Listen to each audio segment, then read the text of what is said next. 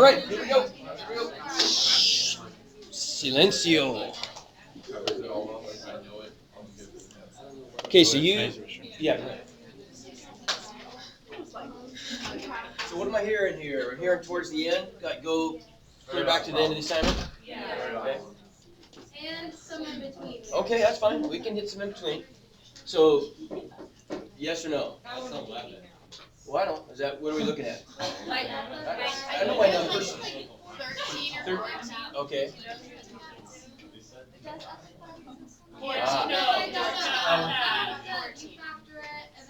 Okay, so 14. Take out an 8 and blah, blah. Okay. I know. Yes or no? Yeah. Yeah, I'm hearing some yeses. Okay.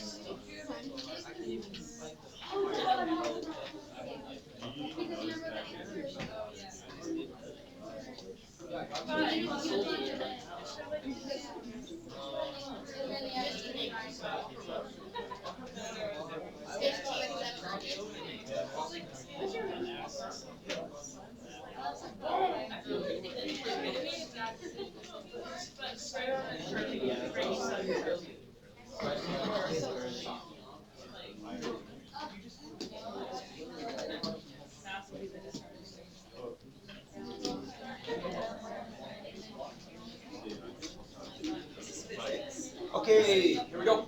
Come on. Ezra, turn around.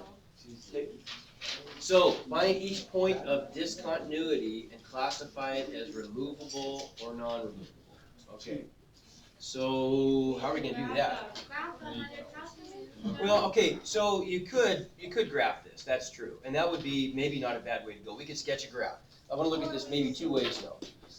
Yeah. I noticed that if you divided it by 2 and it came out as a normal number, it worked as a number. Yeah. Well, no, you can't. It's not gonna be general. It would just be in this case. Yeah. Maybe you accidentally got a couple of them like that. Okay. Let's look at how we could get to the bottom of this one though. So 3x or 3 minus x. Let's just do a quick sketch.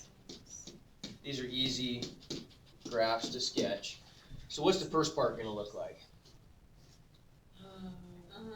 3 minus x. Isn't it a straight line? Straight line, slope of what? -3. No, 3. -1, y-intercept of 3. Okay. So when x is less than 2, that's what we get, right? So it's going to go something like, whoops.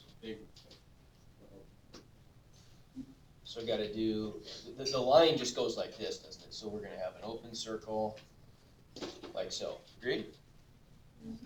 Right? Does everybody see what that means? Because the domain, it's this line which is infinite, but we're only going to take the part of the line where x is less than 2. Right? So an open circle and then the part of the line to the left of that. Okay? On the other side, we've got the line 1/2 x plus 1. So what's that look like? So it would start at 1 if it were there. So I'll just be dashed on this side. It's not there. The slope is 1/2, agreed? So I'm going to go up 1 and over 2, something like that.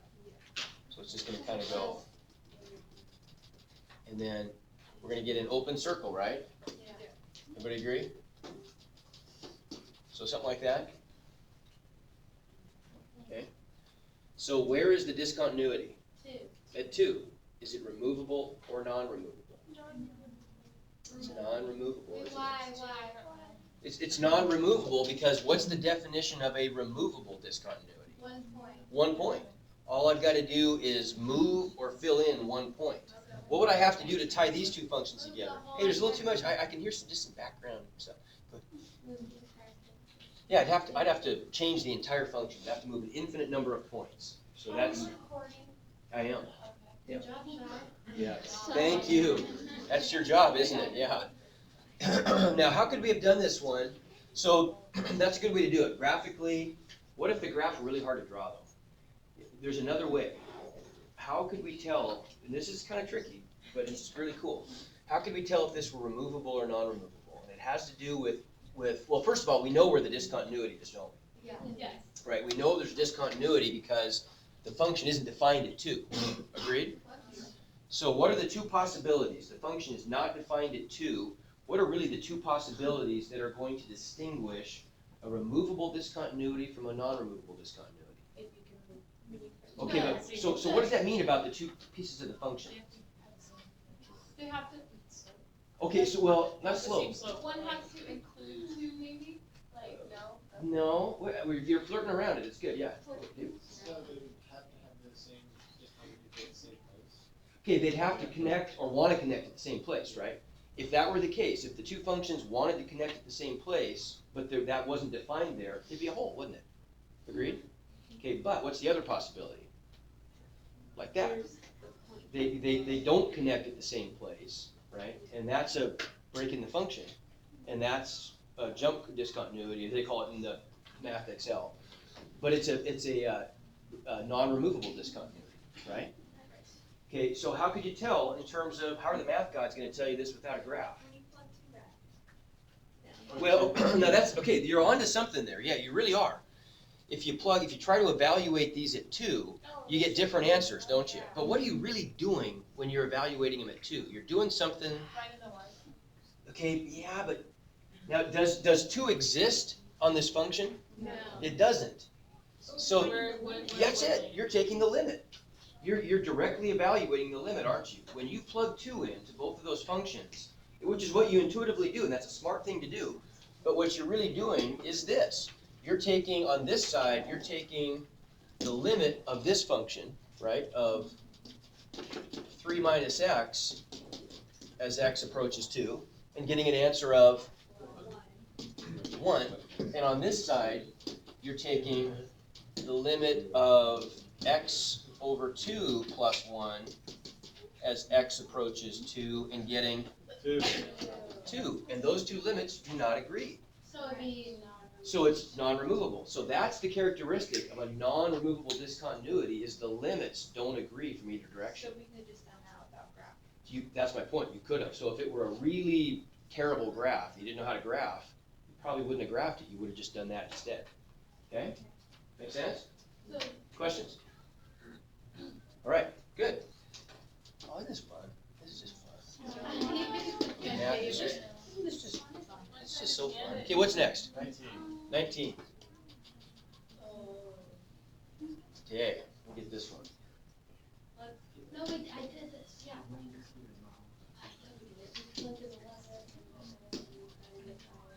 Yeah, I can do this.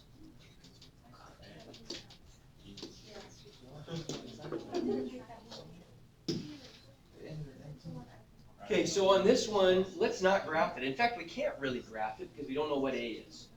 Agreed? Yeah. Okay. So we want to know for what value of A is the following function continuous at every x. So it's a piecewise function. It's already continuous everywhere except potentially where?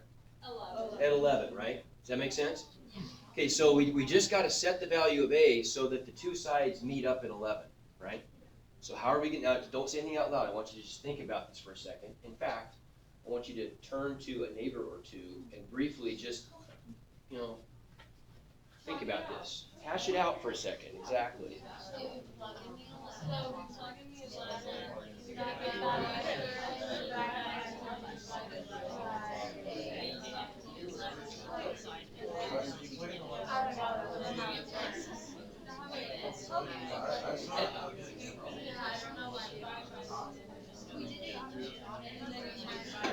One of mine tried to today, and then we did that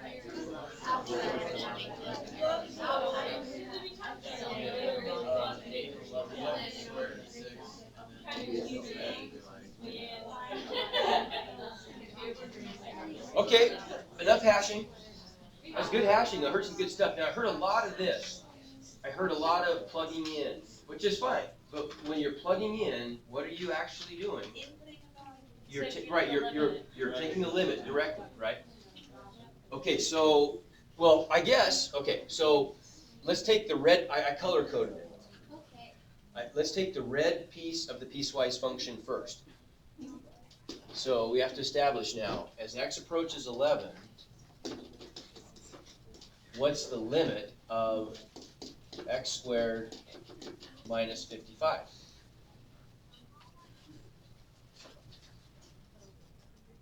Yeah, come on. Plug the 11 in for the Minus 121. There you go. 120. What is it again? 96. 90, no? I'll put 94. Talking about 11 squared? 1 squared is no. Oh, 124. Oh, 66. Yeah, whatever one to minus 55, I get. 66. It is. There we go. 66. Okay? Good. Agreed? Okay, so that's, and in fact, actually, you know, did we even, yeah, never mind, we did. Okay? So what is, on the other side, we can be tricky about this. You talk to me, I don't want to say too much. Do You we tell plug me it what in we're and gonna, then set them equal to each other? okay, so we can take a limit? Yeah. We could do that, right? Divide that 7 by 11. Yeah, we do. So it's a 6. Because A times X has to be Why did they want it? So that equals 11x? Yeah. Right? So like 6. Yeah, good. Those two have to be the same, don't they? divide that thing by 11A. 11A. Good. 11A. We plugged in 11 to the A. Okay. No, we didn't. We plugged It'd be 11 into the 11A, X. not 11X. Oh, No, I think it's It'd be 11A. sorry. Yeah, I got, you're right. You're right. What am I doing?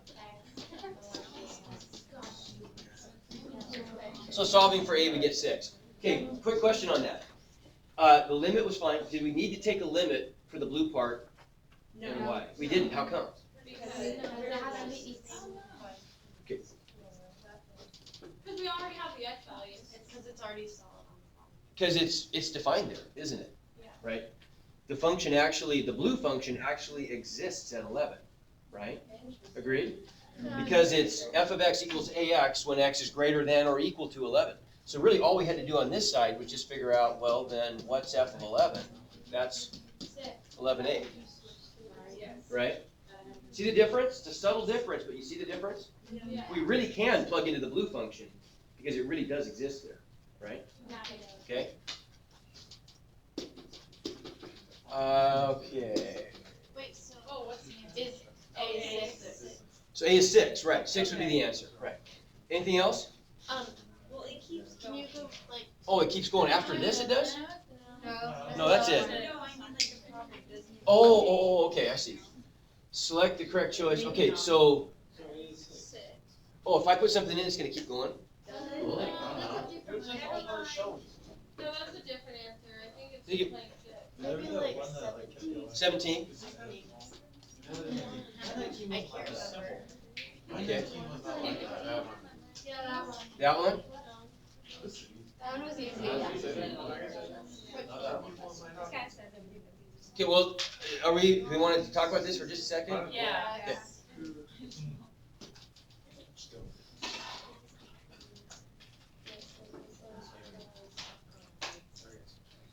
Yeah, there's some vocabulary here. You notice that this isn't bad. I think this is actually a good thing for you, but you notice that the Math Excel uses a slightly different vocabulary than the textbook. I don't think that's bad, but Just different. we gotta just make sure we're coordinating the two. So if you have, make sure you're asking questions about that if you're not sure what they mean.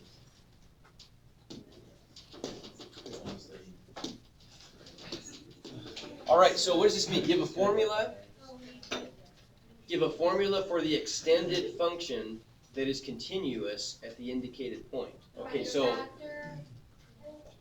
right, okay, you're right. We're gonna have to do some factoring and things, but this is what we called, remember, when we talked about this earlier.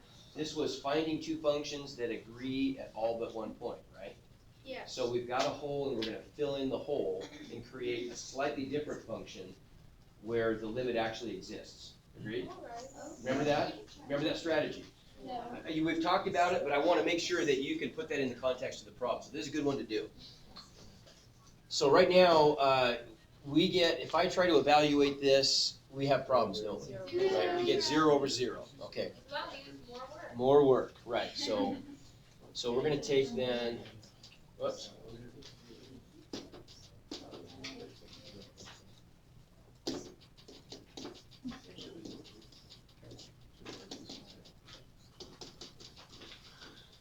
the work's not hard. What's the work? So we got X plus over X minus. Let's cancel those out. Wait, why is that a 0? Oops. 6. I don't think That's it's still a leaning. 6. Okay. Did you catch up? X minus 6 is canceled, but look what we just did. Now we changed the function, didn't we? Yeah. Right. So we've now, this is equal to, Okay, that was. I want you to recognize something, right? Yeah. What we do, we traded this function, which has a hole, for this function, which does not. But now really pay attention to this, because this is key, this is really important. The reason we can do that is their limits are the same. Isn't that, that's just, I don't know if everybody always appreciates what a cool trick that is, that we did there. That's really good. Super cool. It is. I mean, we picked an easier function to take the limit of than this one, but guaranteed they're gonna have the same limit, right? So then, this is the one that we've gotta, we're gonna find the value of this limit is what? 12. So, does everybody see then that the y value of the point that we would have to add to this function would have to be 12 at that point, Yeah. right? So we'd have to say the piecewise function would look like this. It would look like f of x equals this when x is not equal to 6, because 6 doesn't exist there. Okay. But if we're going to fill in the hole, it would have to have a y value of 12 when x is 6, Okay. right? And that fills in, this is the same thing as saying we're going to add the point 612. So that's your answer. Yep. Okay. Make sense? Okay, are we good then, probably for the most part on that? Okay.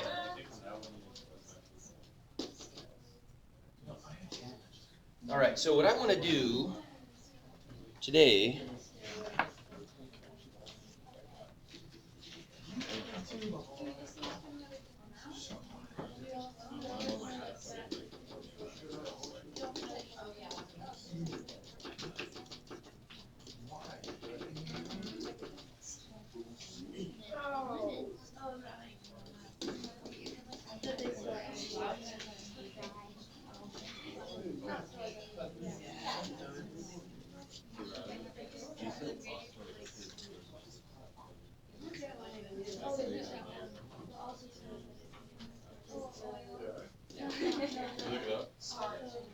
Yeah.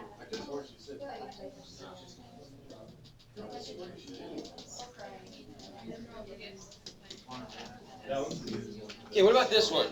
Here we go. What about this one? Yeah, it's new stuff. We're just introduce some new stuff. We can just plug in the one if you have to know. Okay, but what happens? No limit. No limit, right? But it's, we don't have to work because there's no one on top. Right, exactly. So this is, everybody agrees, this is not a more work kind of a No deal. limit? This is a no limit kind of a deal, right? So no limit has always been a great answer up till now, hasn't it? Yes. Sure would be nice to just stick with that. Let's do it. Oh, that's No. stay there. We can do better. We can't. We can do better. Stop right there.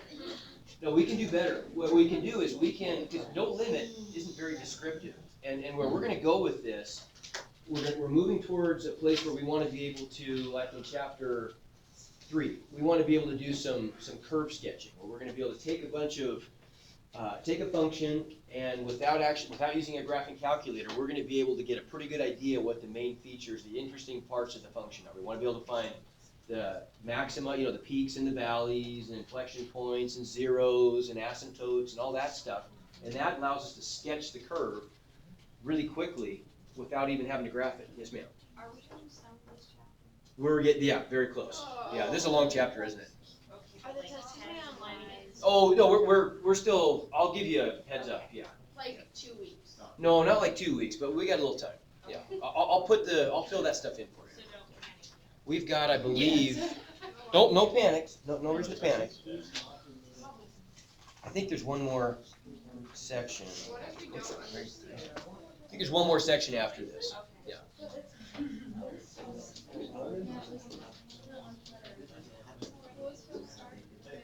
Yeah. Just keep going. Question when we were thinking about this. Oh, yeah. Okay, hey, listen.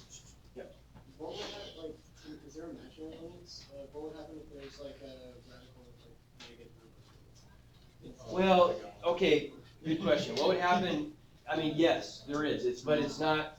What we're doing here is we're confining ourselves to the calculus of real numbers, right? But you can do everything that we do. You can also do with complex numbers, and that's if you go on to study math, that'll be a part of what you do in college, or college and/or graduate school. Is you'll study complex analysis. So you'll talk about all these things in the complex plane, where you're dealing with imaginary numbers also. But yeah, you can. We're just confining ourselves to real numbers, though. It's a good question. Okay, we can do a little better than this. Let's draw a graph of this thing. You know what this looks like? I think you can tell me. Whoops.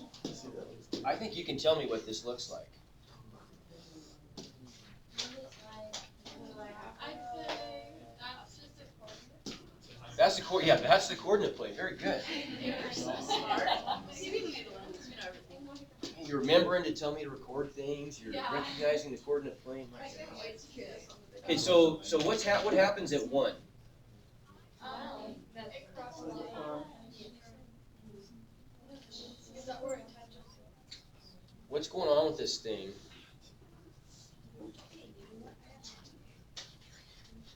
At 1 is where we have that no limit, isn't it? Yeah. Okay, let's just plot a few points. I wonder, you guys know this from last year, but you just don't remember it at this point. This is one that you know. If you're taking a power function like this, an inverse function like this, what's going to happen? So, if we take values like, if we were to go, let's see, if we were to do something like 100. 100 minus 1 is a huge number on the bottom, isn't it? Yeah. Squared is enormously huge. So if we went out to 100, it would just be hugging the x-axis, wouldn't it? Everybody agree? Yeah. Okay, if we went back to negative 100, same thing. What if I put in like negative 1? Negative 1 minus 1 is negative 2, squared is, so we're at 1/4, right? So negative 1, negative 1/4. If I go to 0, what do I get? Negative. But it's squared. Yeah, but why is it negative? Say it again. Wouldn't it be positive one? Well, it is. The x value. The x value is negative 1. If we plug in an x value of negative 1, we get back positive 1/4 for y, right? Okay, if we plug in an x value of 0, what do we get? Negative 1 is 1, which is negative 1. Negative 1. 1 to 1. Negative 1. 2. Squared. What's negative 1 squared? 1. Right? Okay, if we plug in numbers increasingly close to 1, we're going to start to get values, really small negative numbers in here. Squared makes them even smaller if they're less than 1. Take the reciprocal and they get big, right? So this thing is doing, can you see that this thing is doing something like this? Yeah. And yeah, right? Okay. Where's the asymptote? At 1. See, right? Wait. Yeah, right? Yes, ma'am. Is that little square B on the end? Something? This That's an is arrow. supposed to be an arrow. Can't you even recognize an arrow? Okay, I thought it was like a part of the. No. Okay, don't get sidetracked. Here we go. On the other side, Same thing. same thing, right? So it's just gonna do that, isn't it? Right? Can you give me a better answer then to this, the limit up there? We said no limit, but we can do better than that. Look at the graph. As x approaches 1, what does the value of the function approach? Infinity. Everybody see that? Yeah. Now, is that the same kind of answer as, say, 27? No. That's not, because infinity is not a number, right? Infinity just means It's an idea. really big, right? Forever impossibly big. But I'm going to go further than that. I'm going to say it's positive infinity. So as x approaches 1. As x approaches 1, the limit of this function is positive infinity. So if it was like x approaches negative one, would it flip to negative? Well, hold on, as x approaches negative 1, we approach that point right there, which is 1/4. So it'd still be positive infinity? No, that's a good question, I'm glad you brought that up. Because that's a point that's actually on the graph, right? And so that's a real value. Everybody see that? The limit of this function as x approaches negative 1 is that point. That's the point we're approaching, which has a y value of 1/4. Hunter, quit talking. I keep hearing your voice. Quit talking. So what if I were to do something like this? What if I made that, multiply the whole function by negative 1? What's that going to do to it? Flip it over. Right? So now for that function, what would the answer be? Negative infinity, right? Oh, I got you. Down. Yeah, Right. forever. Okay. Now, how could we tell that another way? How do I say this? I think that's a fine word. No. Like you got how can we graph it? No, I'm gonna forget. That was a dumb thing to say. Forget I said that. I'm gonna take that back. What do you think? How can we look at this in a more precise way? The limit of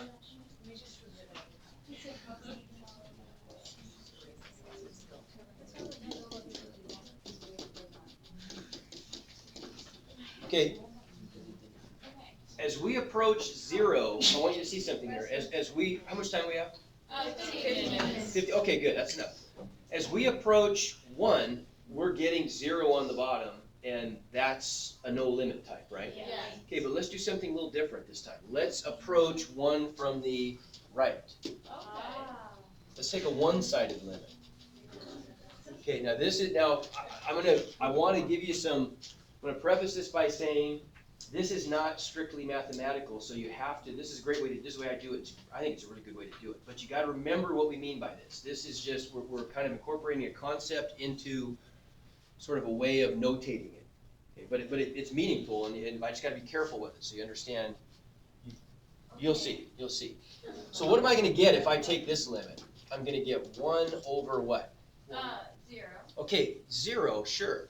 But is it really 0 this time? No. Okay. It's probably 1. It's going to be, well, now hang on, it's 1 plus. Isn't 1 plus something like 1.000000001, right? So if I take a number slightly bigger than 1 and subtract 1 from it, what am I left with? Slightly bigger than 0. Good, I get a small but positive answer, don't I?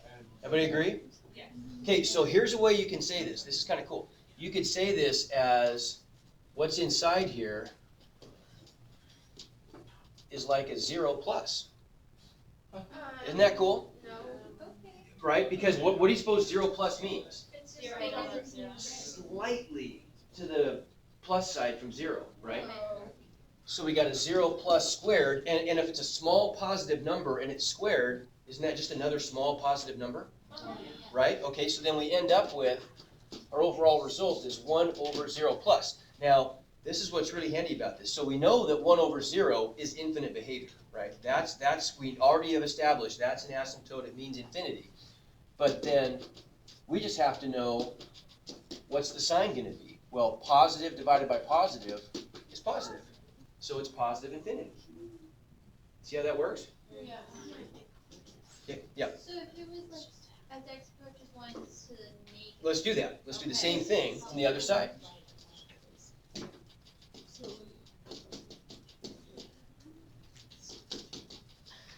So as x approaches 1 from the left, what are we going to get? Well, 1 over, number slightly smaller than 1, so 1 minus, subtract 1 is what? 0. 0 Plus. minus, right? Everybody agree? But that So makes so sense. think like 0.99999 minus 1. You're going to get a very small decimal, aren't you? Yeah. Right? So we're going to get a 0 minus, but it's being squared. So it's positive. So it's a 0 plus. You ever see that? Any number, any negative number squared, regardless of what size, what the magnitude is always positive. Still positive. So we end up with 1 over 0 plus, which is positive infinity. How about that? Okay. So, right, and that's what our graph looked like, isn't it? Right, that was our graph. So now think what this means. So left and right behavior is the same. It was the same.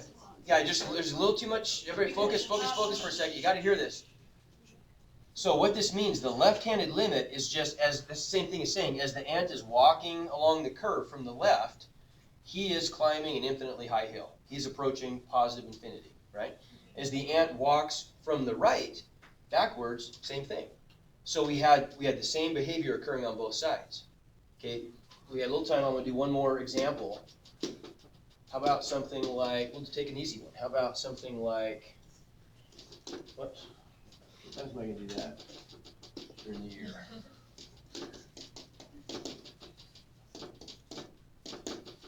Okay, let's find out what what's the limit of this function as x approaches 0. Actually, I'm gonna do this. How about if we do x minus 1 on the bottom again? As x approaches 1. It's no limit type, right? Yeah. Okay, but would you agree if I just try to plug in 1, that doesn't give me very much information. If I'm using a two-sided limit here, I want you to see the difference. If I'm just doing this, if I'm taking the regular old two-sided limit, as x approaches 1, I get back -1/0, which is no limit. We don't know the behavior at the asymptote though, agreed? To explore the behavior at the asymptote, we have to take the trip from both directions individually. So we've got to say the limit of -1/x minus 1 as x approaches 1 from the left, let's say, is going to be what? -1 over Zero. 0 minus, right? So we're going to get infinity, but what's the sign going to be? Positive. How come positive? Two negative. Yeah, negative divided by negative. So I get positive infinity on the left, and we'll see about the right.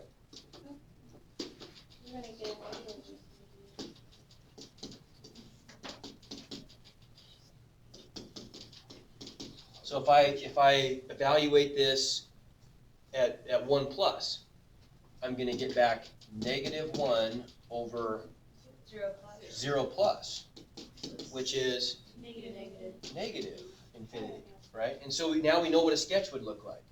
This would be one where it's going to do something like this. It's going to go, but not there. It's going to be at 1, right? It's going to go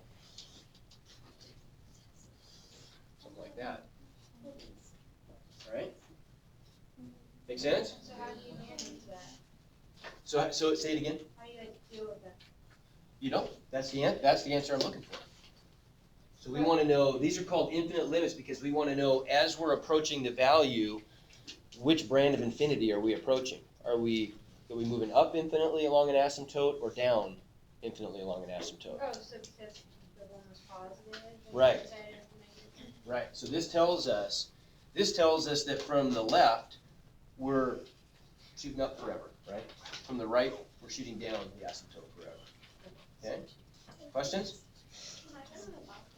Yeah, I have an answer to that one. Thanks. Can I go after her? Celia? Sure, you can even go right now. Wow. I gotta go with her bio. Okay. So you're thinking you're pretty smart right now, aren't you?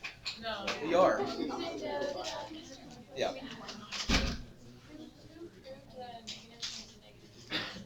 Who proved that a negative times a negative? I don't know the answer to that. I don't know very much about the history of We math, don't really, know that. comparatively. A little bit, We do but trivia. maybe we'll fire up a little bit. I just want to see if there's one last thing I need to do here. What's the day of productive day? Okay.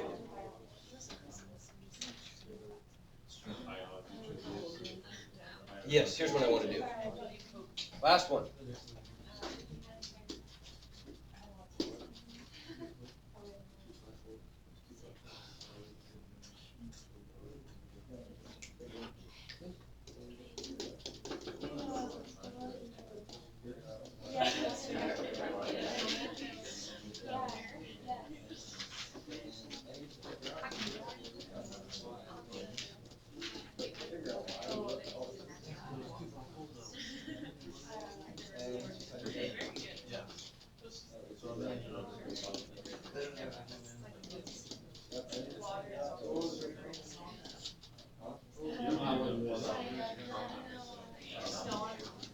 Okay, here we go. Have a look at that. Okay, our goal here, we're given some function, and we want to be able to find all the discontinuities, Exactly. and we want to be able to know what they are. Are they vertical asymptotes, or are they holes? And so the suggestion is, let's factor. Okay. What do we get on the top?